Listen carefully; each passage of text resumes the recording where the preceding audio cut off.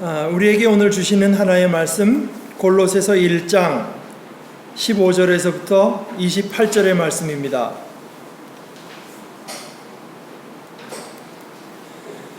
그 아들은 보이지 않는 하나님의 형상이시요 모든 피조물보다 먼저 나신 분이십니다. 만물이 그분 안에서 창조되었습니다. 하늘에 있는 것들과 땅에 있는 것들, 보이는 것들과 보이지 않는 것들, 왕권이나 주권이나 권력이나 권세나 할 것 없이 모든 것이 그분으로 말미암아 창조되었고 그분을 위하여 창조되었습니다. 그분은 만물보다 먼저 계시고 만물은 그분 안에서 존속합니다. 그분은 교회라는 몸의 머리이십니다. 그는 근원이시며 죽은 사람들 가운데서 제일 먼저 살아나신 분이십니다. 이는 그분이 만물 가운데서 으뜸이 되시기 위함입니다.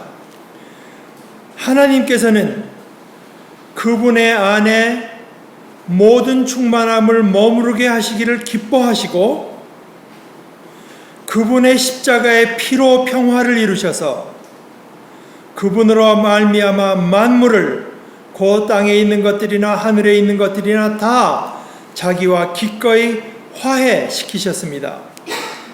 전에 여러분은 악한 일로 하나님을 멀리 떠나 있었고 마음으로 하나님과 원수가 되어 있었습니다. 그러나 지금은 하나님께서 그리스도의 죽으심을 통하여 그분의 육신의 몸으로 여러분과 화해하셔서 여러분을 거룩하고 흠이 없고 책망할 것이 없는 사람으로 자기 앞에 내세우셨습니다. 그러므로 여러분은 믿음에 튼튼히 털을 잡아 굳건히 서 있어야 하며 여러분이 들은 복음의 소망에서 떠나지 말아야 합니다. 이 복음은 하늘 아래 있는 모든 피조물에게 전파되었으며 나 바울은 이 복음의 일꾼이 되었습니다. 이제 나는 여러분을 위하여 고난을 받는 것을 기쁘게 여기고 있으며 그리스도의 남은 고난을 그분의 몸, 곧 교회를 위하여 내 육신으로 채워가고 있습니다. 나는 하나님께서 여러분을 위하여 하나님의 말씀을 남김없이 전파하게 하시려고 내게 맡기신 사명을 따라 교회의 일꾼이 되었습니다. 이 비밀은 영원전부터 모든 세대에게 감추어져 있었는데 지금은 그 성도들에게 드러났습니다. 하나님께서는 이방 사람 가운데 나타난 이 비밀의 영광이 얼마나 풍성한지를 성도들에게 알리려고 하셨습니다. 이 비밀은 여러분 안에 계신 그리스도요 곧 영광의 소망입니다. 우리는 이 그리스도를 전합니다. 우리는 모든 사람을 그리스도 안에서 온전한 사람으로 세우기 위하여 모든 사람에게 권하며 지혜를 다하여 모든 사람을 가르칩니다. 하나님의 말씀입니다. 지난번 본문의 맨 마지막 구절은 우리는 그 아들 안에서 구속 곧 죄사함을 받았습니다 라고 했는데 사실 이 구속이라는 말 성경에서 많이 쓰고 교회에서도 많이 쓰지만 아마 정확한 뜻을 알고 있는 사람은 그렇게 많지 않을 겁니다. 여러분들이 이제 미국 같은 데 가보게 되면 redeem 한다는 말을 많이 쓰는데 표를 샀다가 이제 표를 가서 도로 돈 주고 그 표를 가지고 2,000원짜리 같은 2,000원짜리 음식을 사 먹는다든가 게임을 할 수 있으면 그 표를 redeem 하는 건데요. 하나님께서 어떤 악의 세력에게 사로잡혀 갔던 무리들에게 값을 치르고 도를 사온 것을 이제 redemption, 구속이라고 하는 것입니다. 그러니까 그 아들 안에서 우리가 이제 산 것을 받았다. 그러니까 이 도를 산다고 하는 것은 이게 아까 성경 공부할 때 잠깐 나왔습니다만 그림 언어입니다. 우리 일상생활 우리가 겪는 것을 가지고 비유로서 하나님께서 그리스도를 통해서 우리에게 베푸시는 은혜가 어떠한 것인지를 설명하는 하나의 방편입니다. 구속이라고 하는 것도. 또 죄사함도 구원을 우리의 죄를 사해 준다고 하는 그런 측면에서 보는 것입니다.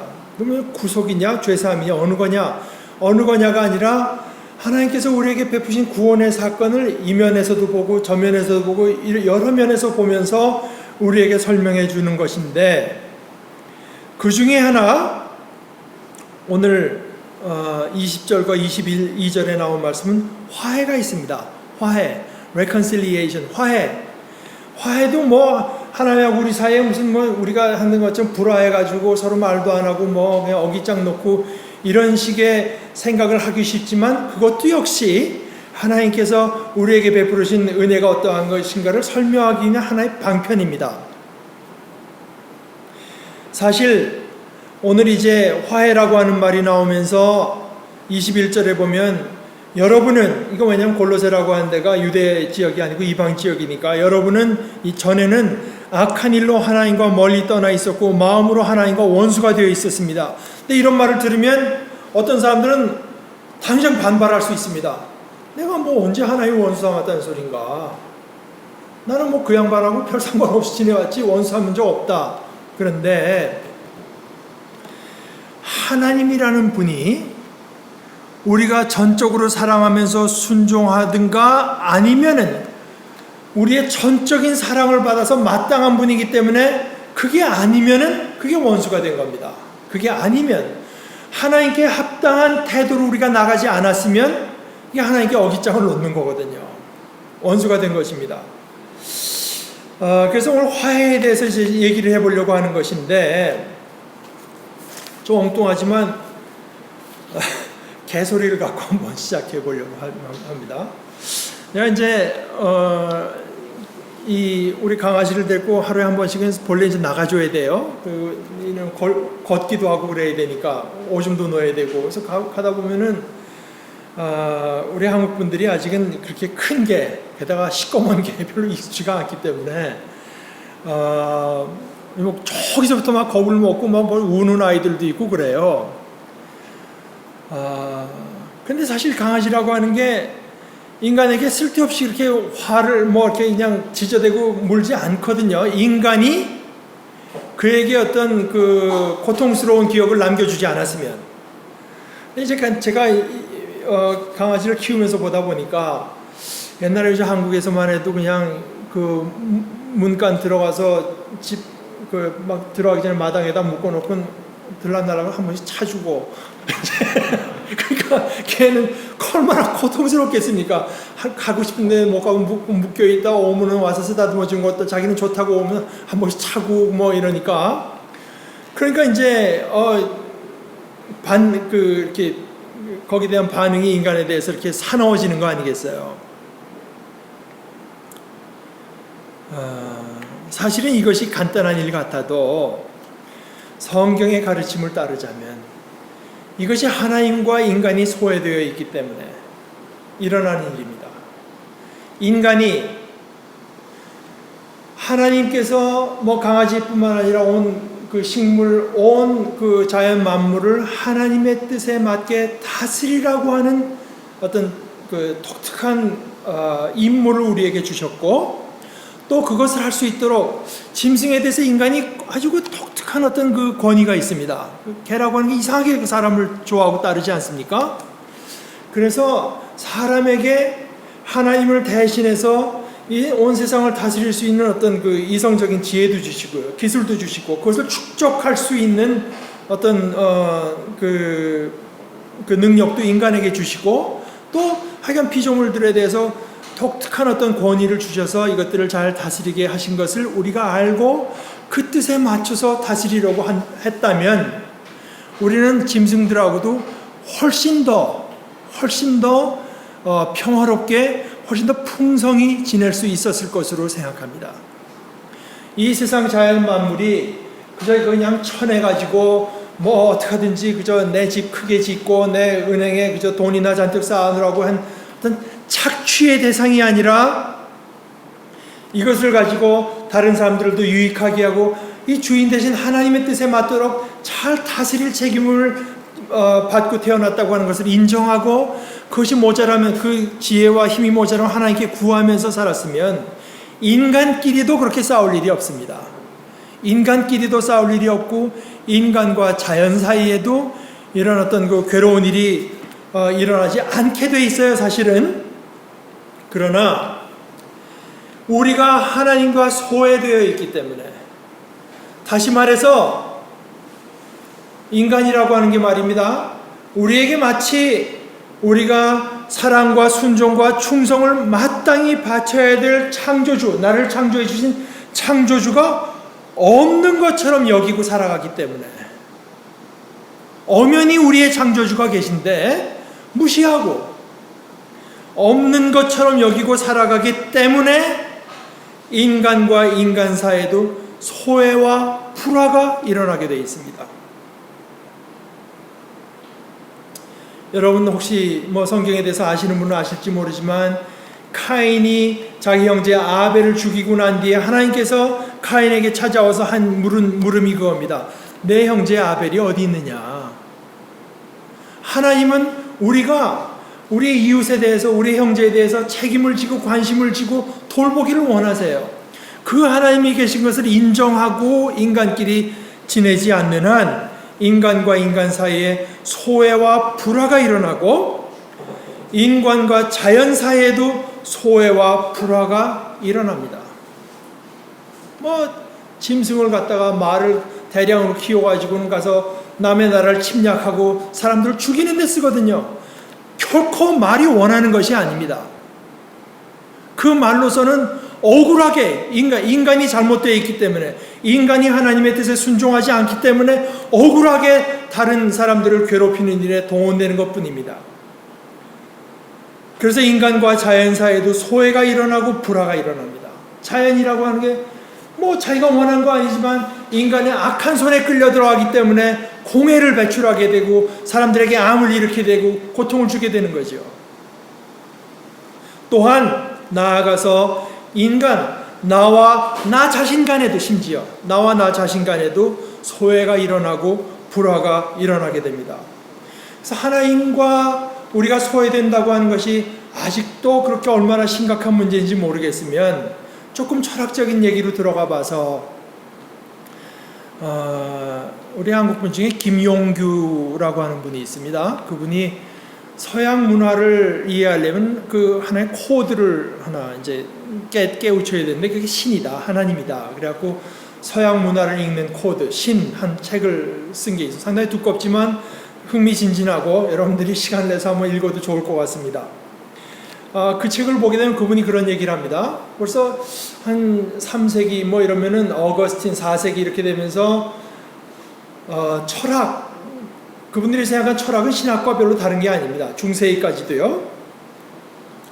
에서 하나님을 어떻게 이해됐는가? 하나님. 여러분들 하나님 하면 뭐가 떠오르지 않습니까?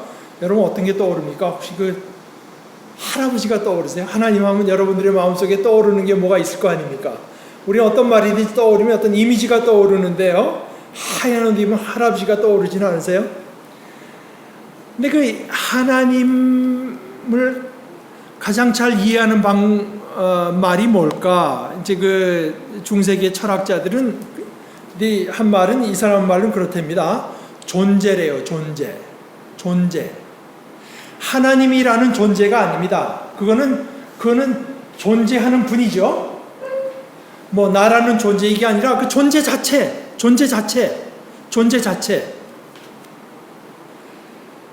하나님은 존재라고 이해하면은 제일 맞다. 이렇게 생각했다는데, 과연 그것이 가장 적절한 표현인지는 모르겠지만, 하여간 그것보다 어떻게 말하면 존재보다도 우리에게 더 가깝고 더 밀접할 수 있어요. 그런데 여러분 생각해 보세요. 존재와 소외됐다, 존재와 불화한다, 그거 비존재 아니겠습니까? 존재와 소외가 돼 있어요. 존재하는 어떤 분과 소외가 된 게 아니라 존재라고 하는 자체와 소외가 돼 버린다. 그런데 어찌됐건 하나님과의 그 소외라고 하는 것은 우리에게 이렇게 엄청난 결과를 초래하는데, 이 온 우주적인 불행을 초래하는데요.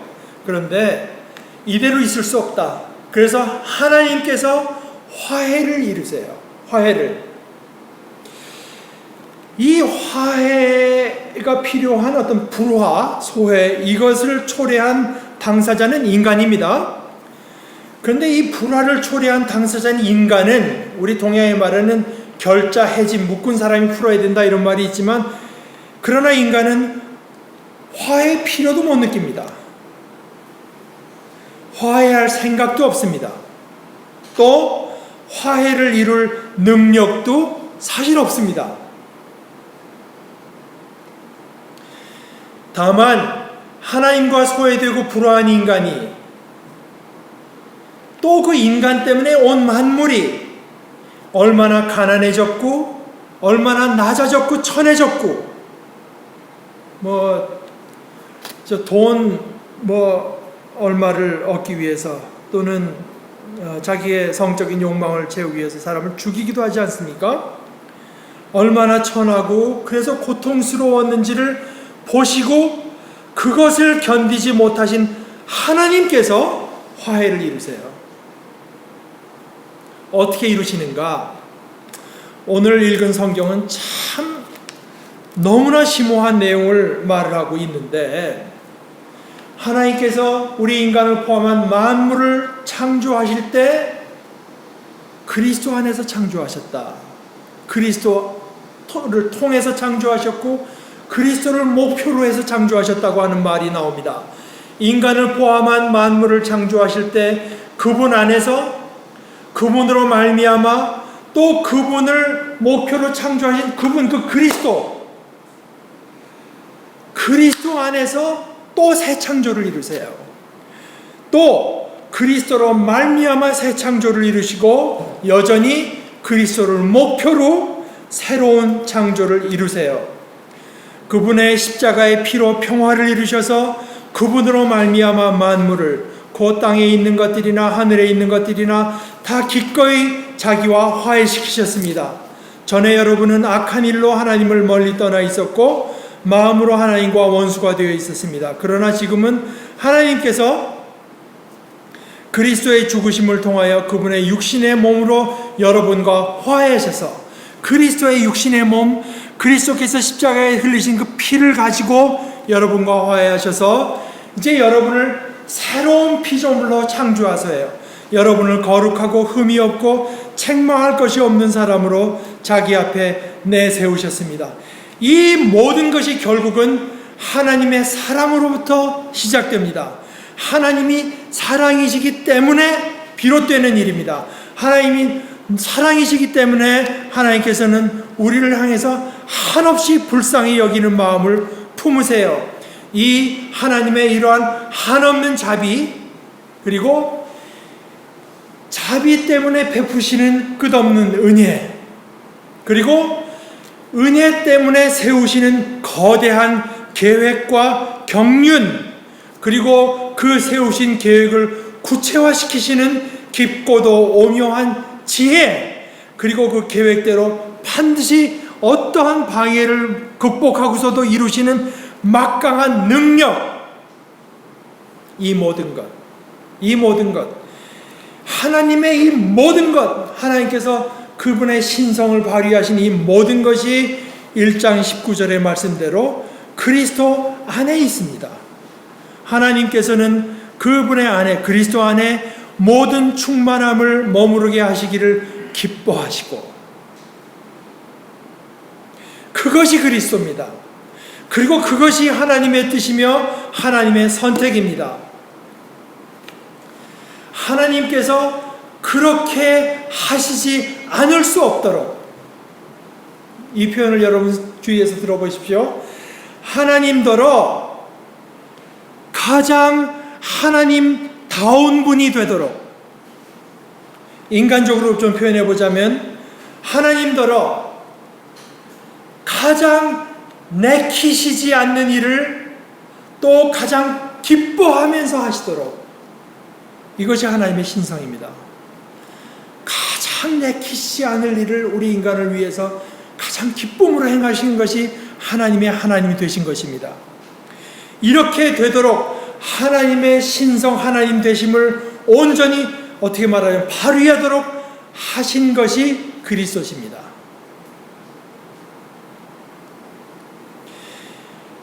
가장 기뻐하도록 하신 것이 그리스도시고 또 그리스도의 순종이며 그 순종의 끝, 하나님과 우리 인간에 대한 말할 수 없는 사랑 때문에 죽으신 십자가의 죽으심입니다. 그것이 성자, 아들 하나님, 예수 그리스도의 신성입니다.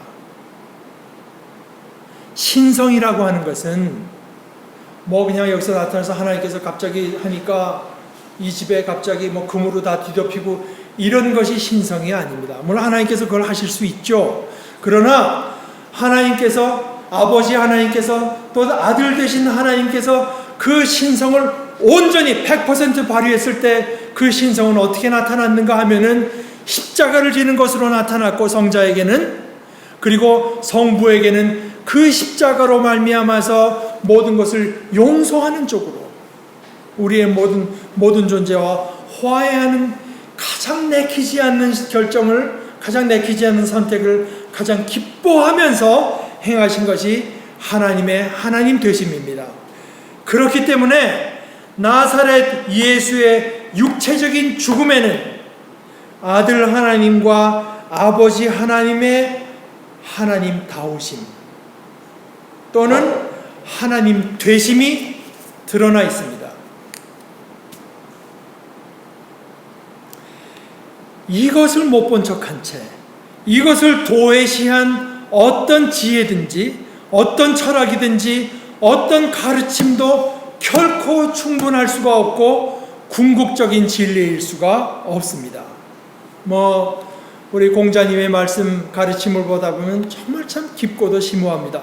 참 인간적이고 참 그 지혜로운 데가 우리 인간의 보통 사람들의 지혜를 넘어서는 지혜가 있는 것이 틀림없습니다. 불교도 그렇죠. 우리 옛날에 40년대 김교신 씨가 말을 했는데, 우리 조선에 좋은 것은 거진 다 불교에서 온 것 같다. 그 말이 맞을지 모릅니다. 저는 맞지 않을까 생각합니다. 그러나 그 가르침이 아무리 심오하고 진실하고 아무리 크고 놀라운 것이라도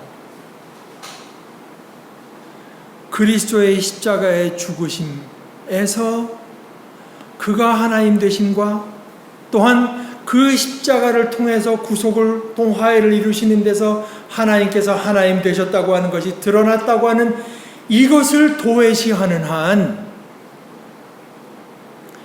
결코 충분할 수 없고 결코 궁극적인 진리일 수는 없습니다. 예수 그리스도의 십자가의 의미를 그저 부분적으로만 인정하는 유대교나 이슬람교도 마찬가지입니다. 하나님께서는 예수 그리스도의 안에 모든 충만함을 머무르게 하시기를 기뻐하시고, 다른 것 아니라 그분이 십자가에서 흘리신 그분의 십자가의 피로 평화를 이루셨습니다. 그렇기 때문에 우리 모두가 다 흔들리지 말고 그리스도께 전적으로 의지하십시다. 그러므로 여러분은 믿음에 튼튼히 털을 잡아 굳건히 서 있어야 하며, 여러분이 들은 복음의 소망에서 떠나지 말아야 합니다. 이 그리스도는 하나님의 비밀입니다. 이 비밀은 태초에서부터 영원전부터 모든 사람에게 감추어져 있었습니다. 그런데 지금은 그 비밀을 받아들인 사람들, 성도들에게 드러났어요. 하나님께서는 하나님과 소외돼서 하나님의 약속과 아무 상관없이 살아가던 그 이방 사람들에게 나타난 이 비밀의 영광이 얼마나 풍성한지를 믿는 성도들에게 알리려고, 우리 성도가 알 필요가 있습니다. 알리려고 하셨습니다. 이 비밀은 뭔가? 이 비밀은 여러분 안에 계신 그리스도요, 곧 영광의 소망입니다. 우리는, 또 저는 이 그리스도를 전합니다. 이 그리스도를 전합니다. 저는 또 우리는 모든 사람을 이 그리스도 안에서 온전한 사람으로 세우기 위하여 모든 사람에게 권하고 저희가 가진 모든 지혜를 다해서 모든 사람을 가르칩니다. 바라건대 하나님께서 은혜를 베풀어 주셔서 우리 모두가 다 이 그리스도 안에서 온전한 사람으로 설 수 있기를 바랍니다. 기도하십시다. 하나님 아버지, 저희를 부르셔서 하나님과 화해하기를 원하셨을 때 예수 그리스도께서 죽으신 것으로 말미암아 그것을 가지고 우리와 화해를 이루신 아버지 하나님, 우리가 무슨 생각을 했고 무슨 짓을 했건 간에 다 용서해 주시는 아버지 하나님, 예수 그리스도 때문에 우리의 모습이 어떠하건 우리를 있는 모습 그대로 받아주시는 우리 아버지 하나님, 이 하나님과 화해한 것을 우리들이 알게 하시고 기억하게 하시고 인정하게 하시고 우리의 삶 모든 것 가운데 이 하나님의 화해의 결과가 나타나게 하셔서 우리의 삶을 통해서 예수 그리스도 안에 있는 영광의 풍성함을 드러내시고 하나님께서 얼마나 자비로우신 분인지, 하나님께서 우리를 위해서 어떠한 은혜까지 베푸셨는지를 드러내시옵소서. 예수 그리스도의 이름으로 기도드리옵나이다. 아멘.